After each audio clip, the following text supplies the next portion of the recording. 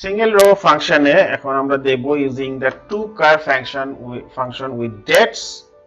Two char function মানে হচ্ছে character বানাও, টু ক্যারেক্টার বানাও।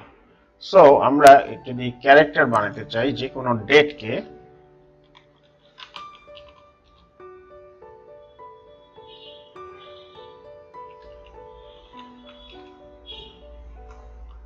টু ক্যার, তো আমাদেরকে এখানে অবশ্যই ফরম্যাট মার্কস দিতে হবে।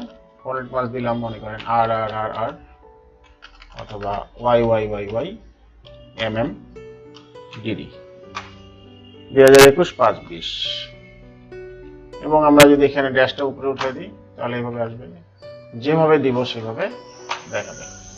এটা ছাড়াও আমরা অন্য ফরম্যাট মার্কস দিতে পারি, যেমন দিলাম এফ এম ডিডি